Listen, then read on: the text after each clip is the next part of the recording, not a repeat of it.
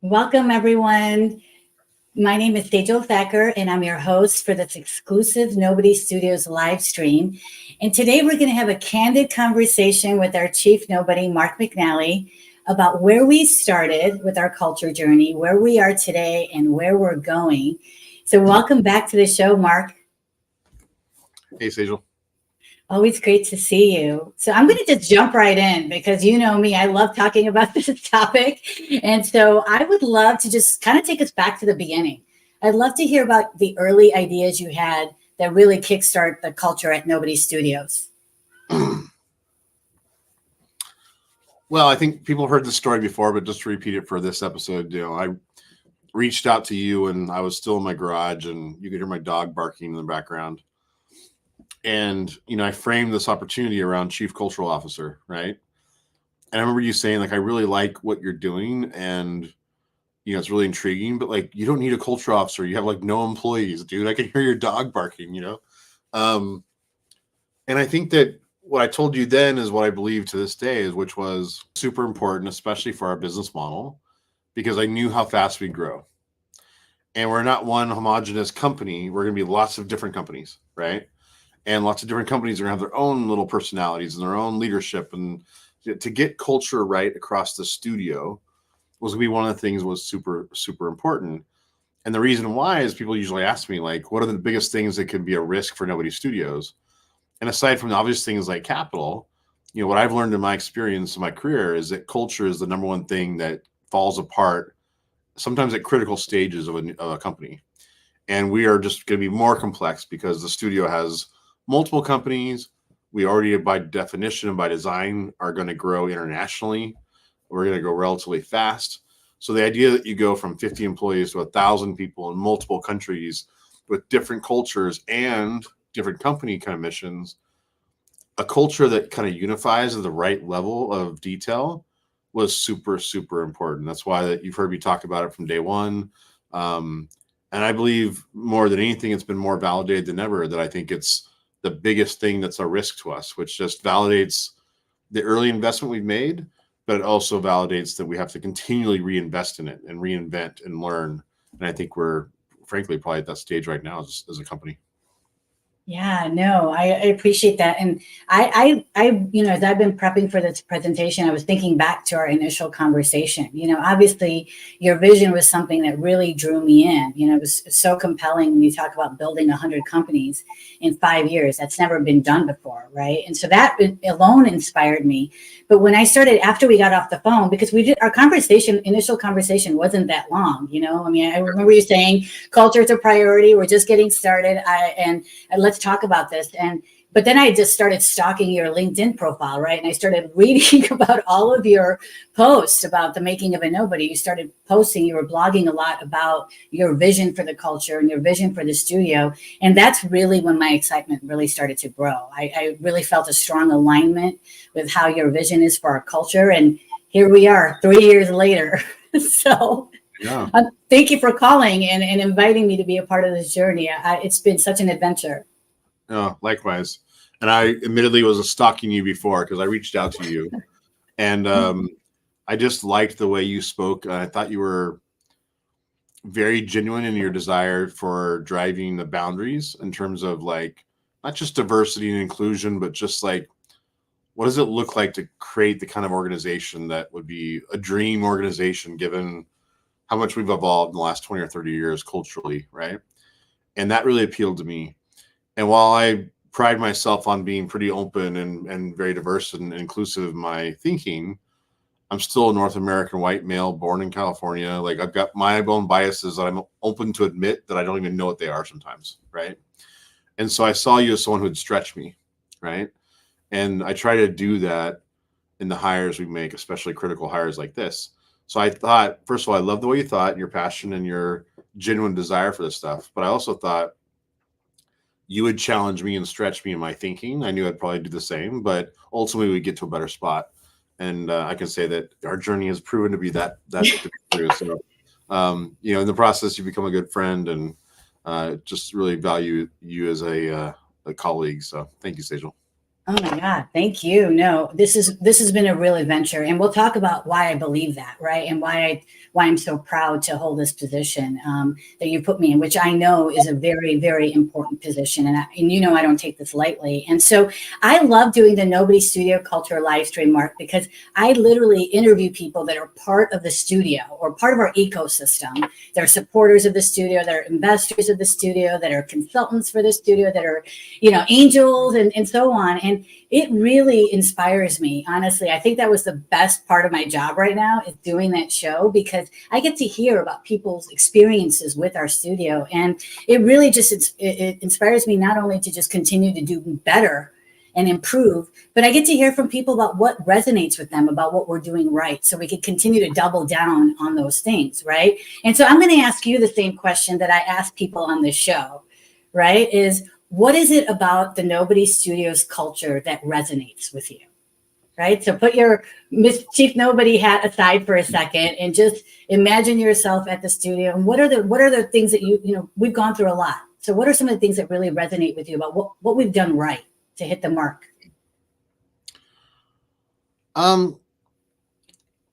Look, I'll answer this slightly different than you phrased it, but when we meet investors or we're trying to recruit key executives or whatever, usually what we end up doing after, they talk to me is we offer them kind of like a road show of other executives or other people in the organization. Right.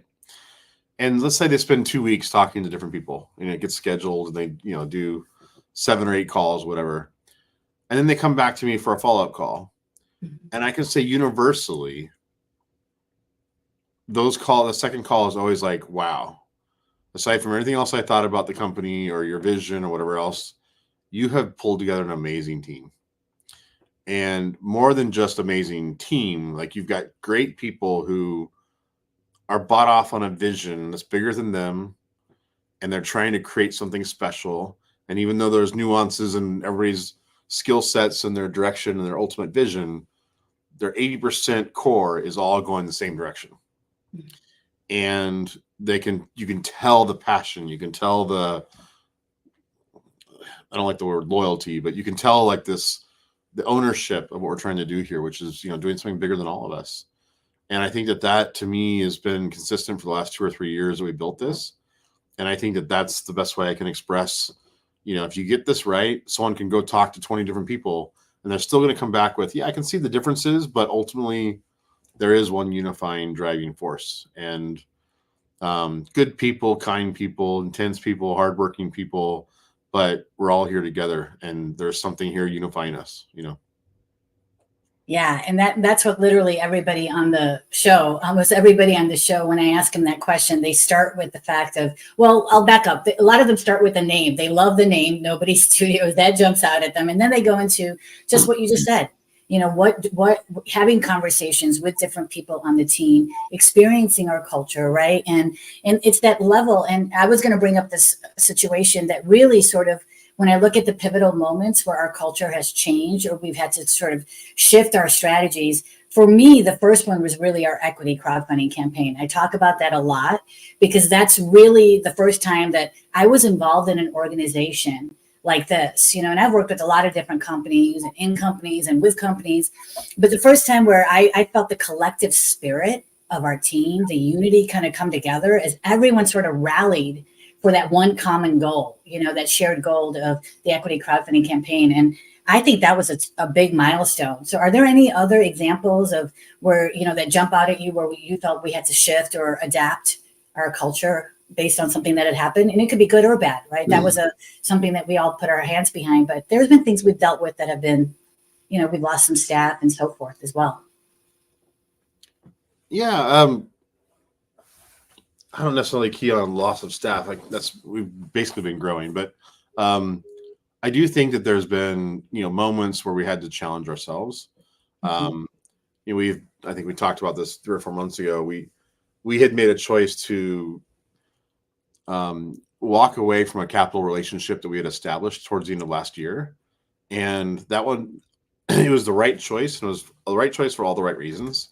In terms of, I knew sticking with the capital, which was important capital, it was growth capital, it was capital we planned for.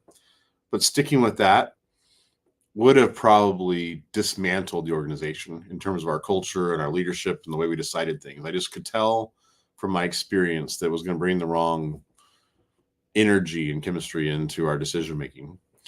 But we explained that really clearly because there was like a whole bunch of unintended consequences or unforeseen consequences. We knew there'd be consequences, even though that was the right choice. And we had to bring the rest of the organization involved into that, right?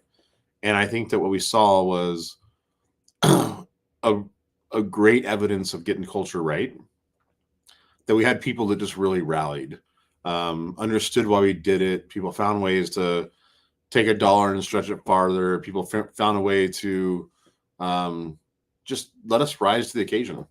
And we've done that exactly as we, more than I would have hoped in the last 3 or 4 months. Just a really great upswell of support from existing people, internal people, new people, investors, everything it took for us to go into this year strong. And so I think there's moments like that. And the crowdfunding was a glorious moment, but it was also kind of a similar moment where we had to tell everybody, okay, we've worked all to this point. We said we were going to do it, and now it's time to do it. And the team overall, across the board, rallied, and we brought so many great things to life and so many great stories and content. And we attracted 1,000 investors in 54 countries, which made us stronger. And, the crowdfunding, like you said, was a great example of us getting that right. And it happens in small moments all across the studio every day.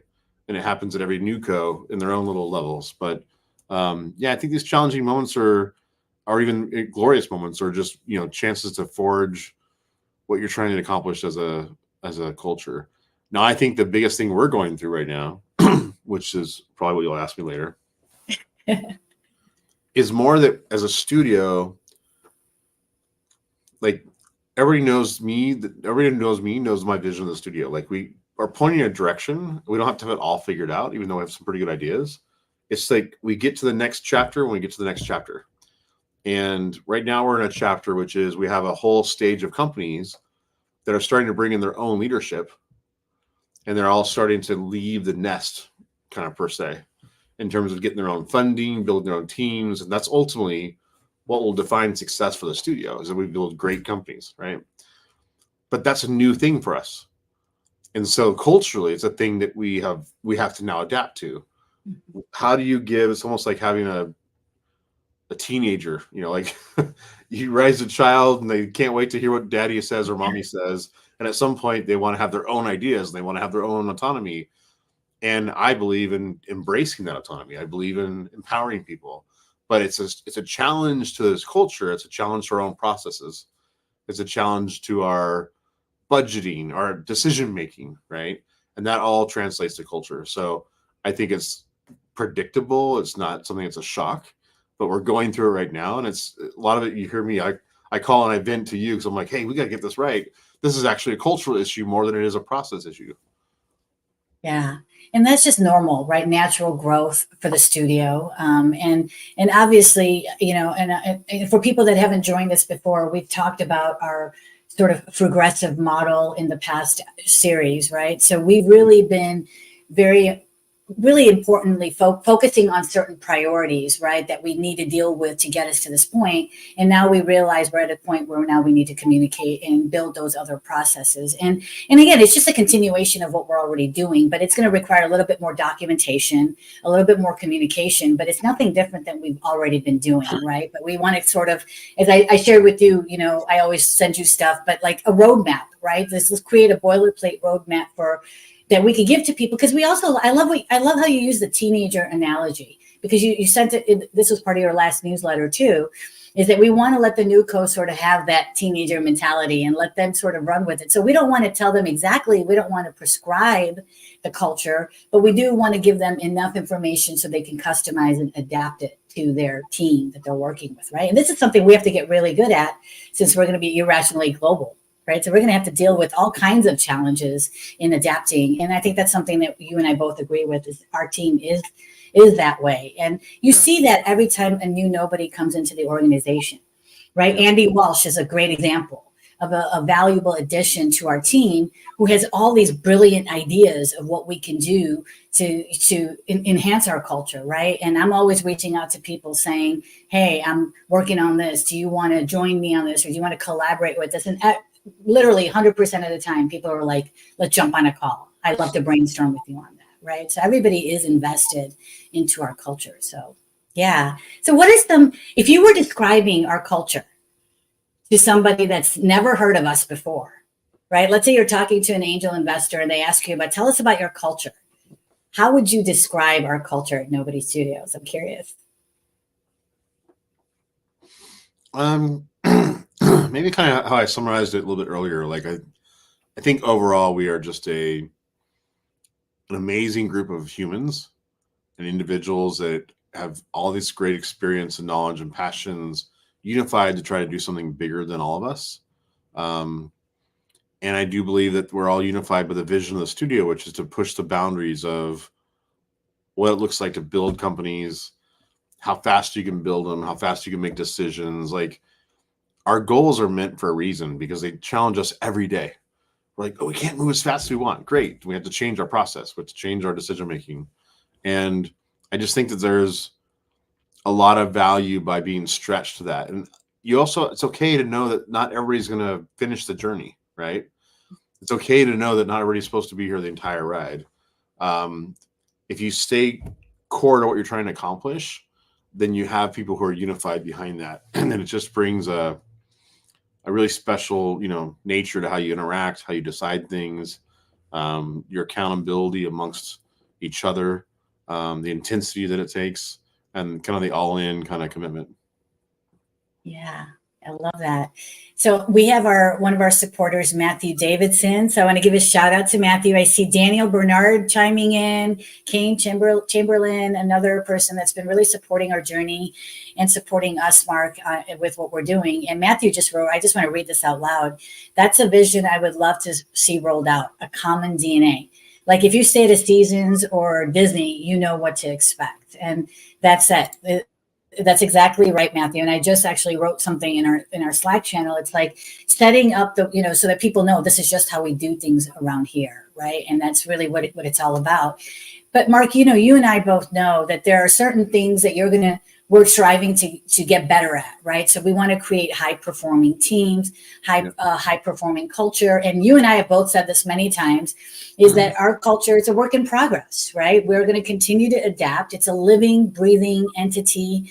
And we're going to have to, challenges are going to come our way. We're going to lose key people. We're going to face situations we can't control. That's just everybody. But we have to adapt and become more resilient. So what are if you're talking to some leaders out there that are like, we want to try to, create a similar type of culture, a people first culture, a high performing culture, what is some advice you have? What are some lessons that we've learned along the way?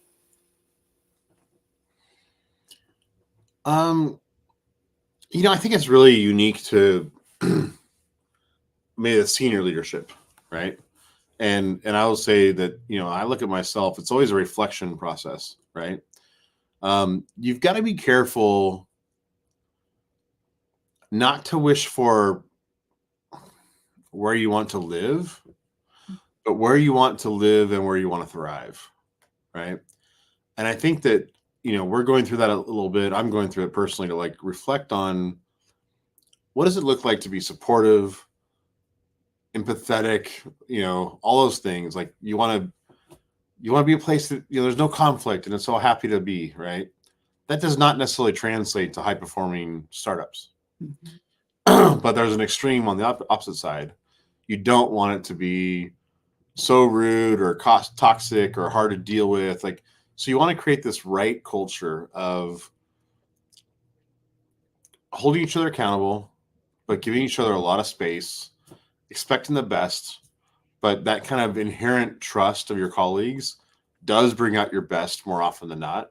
And when someone needs to back out or raise their hand and say, hey, I'm fried right now, or I'm not at my best, they have that freedom to do that.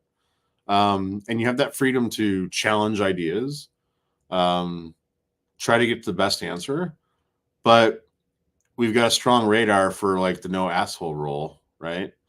And it's always a really interesting feeling. Like I feel with it all the time. Like I'll meet people I really like, who I think are intelligent, smart, and driven, but just something about their language comes across like there's an asshole DNA there, right? And if they're saying that on the front end, you know what it's going to look like in the back end, right? And so at the same time, you want to bring in people that challenge and, expect more performance. And so sometimes that can come across the wrong way. And so getting that right, man, if this was easy, everybody would be doing it, right? But I just think that that's a really interesting challenge that I'm determined to get right. And I think there's some people that, even in our own organization, that are smart and talented and very amicable, but probably don't translate to the best nobodies in the big scheme of things. In terms of, is there enough intensity? Is there enough expectation of performance? Is there enough accountability amongst everybody else? Maybe they're too much of a teddy bear, and I'm guilty of that a lot of times. And there's other people who are incredibly intense, but don't have the filter of knowing how to communicate to others, and they can be toxic at sometimes, or caustic amongst their colleagues. I think it's okay to expect a certain caliber of it being the right balance on both ends. And if you see something that's an extreme on one or the other, you just got to prune the branches, and you've got to try to constantly make the organization evolve. As much as the culture is evolving, you need to make sure the team is evolving to fit. And I think that's super important.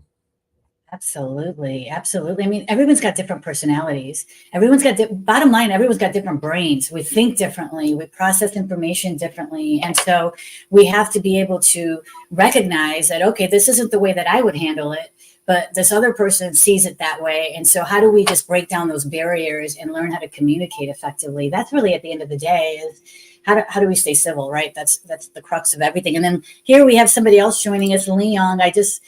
I know he was at Jeremy Barr's Super Founder event earlier this morning too. And he says psychological safety is often overlooked when creating that culture. And that's absolutely true, Leon. Thank you for joining us. We also have Jay Aldridge saying, happy Friday, folks. How can I be of service? Jay, check us out on the website. He said, is there anyone who can help me? I don't know. Reach out to us on the website, Jay. Happy to explore all the stuff that we're doing at Nobody Studios.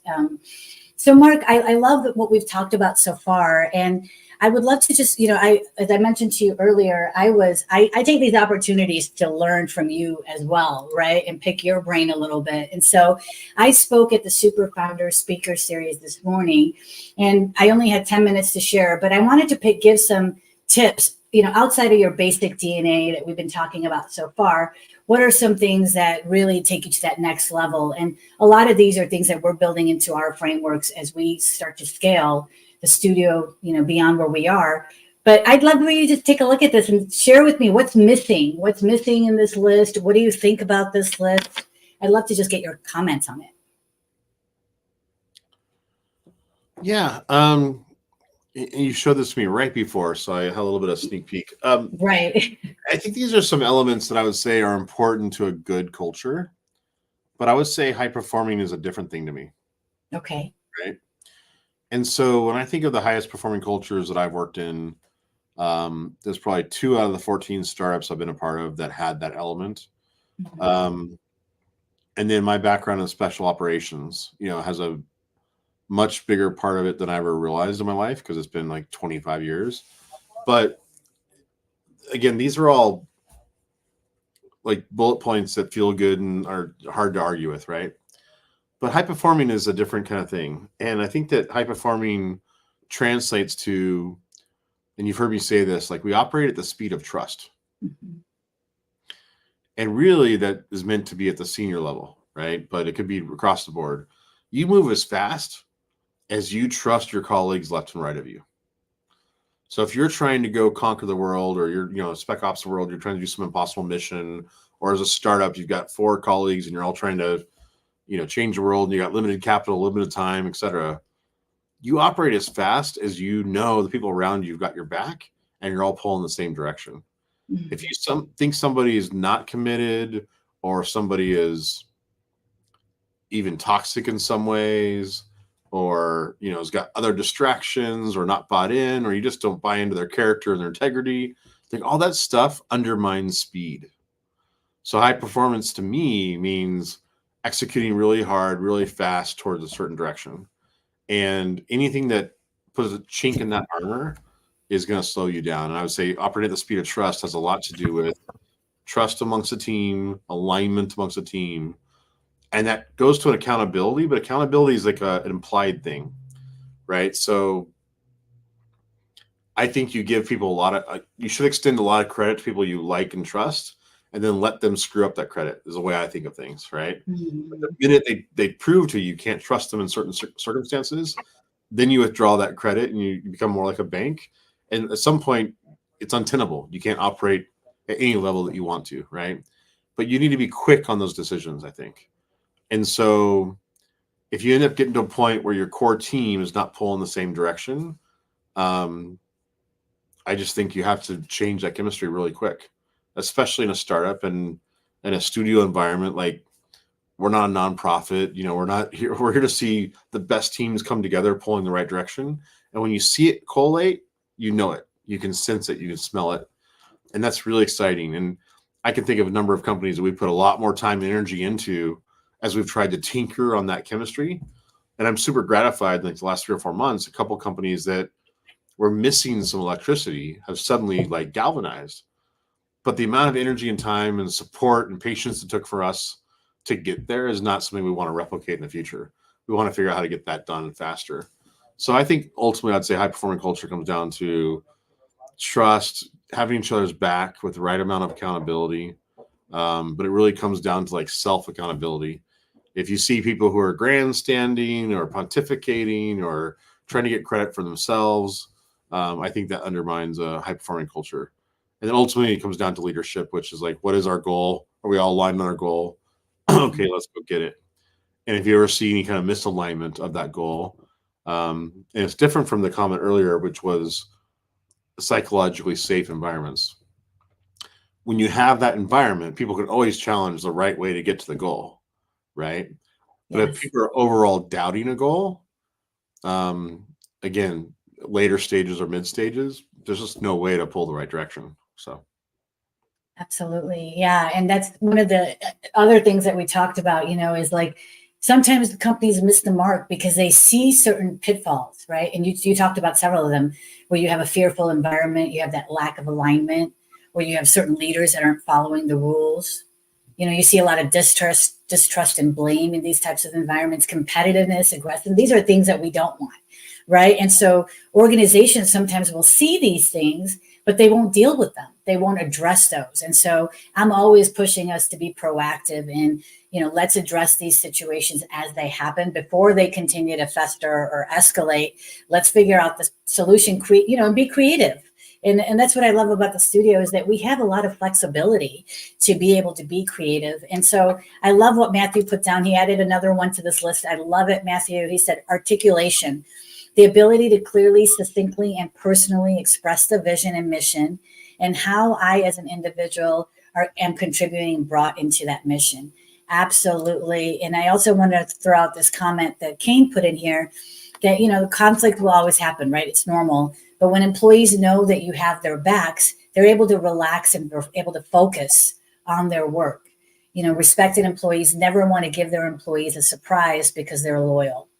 Right, great comments. I think this conversation, as I knew it would resonate with people, Mark. And so, did you want to comment on anything that Matthew or Kane added to the conversation? no, I think they're great comments. I mean, I think it's just, I think that surprise was an interesting comment there, right? Like, I think that that's a great example. Like, if you have a relationship with anybody, personal relationship, and they set you up or they do like gotcha moments, right? Like, what does that do to you, right? I mean, you can navigate that and you will navigate that, but does that feel like a safe place to you? Does that feel like a place that you can relax and like talk out loud and you're not afraid of someone like jumping on? And so I think that that's a really interesting comment, the way it was phrased, because, that happens up and down. If a leadership is doing that downward, like, why did you do that? That was wrong. I can't believe you didn't do that. Right. Then everybody's going to be like afraid of, what they forgot. And they'll be afraid to stick their neck out there. But it goes both ways. Right. So if if anybody's reporting up and saying, I think you're doing this wrong, I can't believe you guys are doing this, like it's critical upwards of the organization or decision making. Like it does overall create this tension and ultimately this distrust. Might sound like a strong word, but there's no other way around it. If you don't trust someone to have your back and think that they're pulling the same direction, or at least constructively talk to you, then it creates distrust.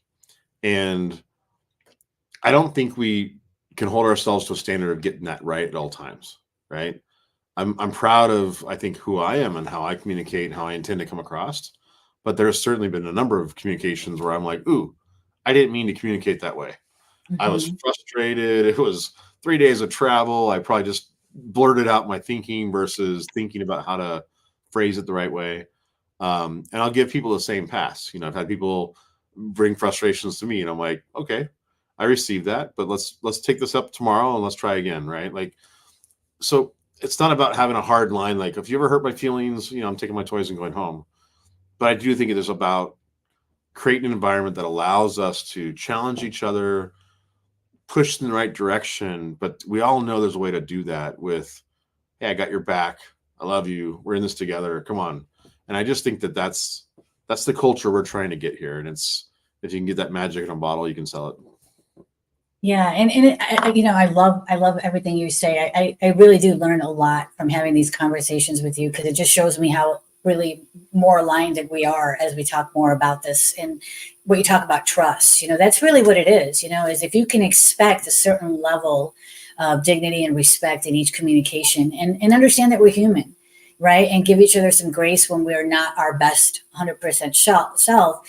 But also, I think what I've learned, you know, is that sometimes people just don't have those tools to self-regulate or to manage those emotions in that moment, you know. And I've done this where I just put myself on a timeout because I realize I'm in here and I'm just, the thoughts are racing, and I just realize I need time to calm my mind. And so I know how to self-regulate now, where I'll still be respectful and say, hey, I hear you. I just need 24. I'll be in touch as soon as I have regulated my emotions and I can have a, you know, a decent, but the thing is, most people haven't been taught how to do that. And I saw something in a presentation I attended where they said that, you know, what we've seen at home as we grew up, by age 7, we've internalized. So what we've seen at home and how our parents have dealt with it, that becomes a part of our DNA by the age 7.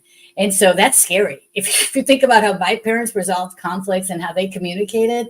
So, you know, I had to work really hard to retrain my mind. And I try to teach other people, because I realized that if we could just learn to separate ourselves from that emotion in that moment, or those feelings that we're having in that moment, and really just pause and then come back to the table and realize we're here for the same goal. We want to build these 100 companies. Let's figure out how to do that. So that's what we're trying to do, right? Is just empower people with those skills and tools, right? Yeah. Yeah. And I think that comes down to trust, right? Like we were talking about, we all have moments, right? And I think you give yourself against, I'll use the bank account example. If you're usually on your 100% and you give a lot and you have a bad moment or a bad week, or you need to check out, that self-recognition, or hearing it from colleagues, hey man, you know, why don't you take a break? Seek pride. I think that does work in this environment. But if somebody is constantly on that emotional swing, like I have, you know, ex-colleagues I can think of that were constantly on an emotional swing.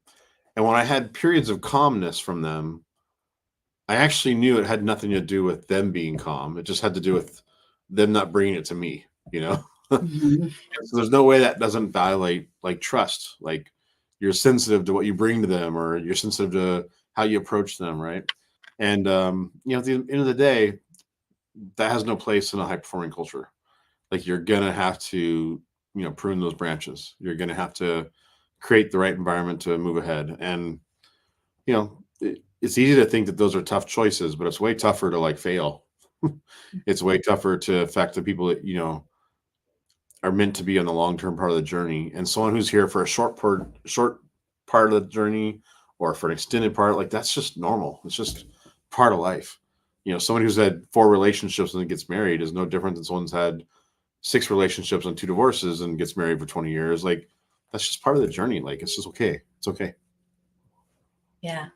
Yeah, and especially in our journey, I mean, we have a lot that we want to do. We have these big, hairy, audacious goals, and so, I really appreciate you being so open, Mark, about this topic, because as I like get to more comfortable in this role, what I learned from everybody in the studio really helps me in crafting our strategies, right? And the ideas that I'm bringing to you really come from the feedback that I get from our group, and so as I learn more about sort of what your vision is, it helps me sort of frame the conversations as well. So thank you so much. So do you have any last words? Look at that. We're at 30. This might be our longest episode, 35 minutes.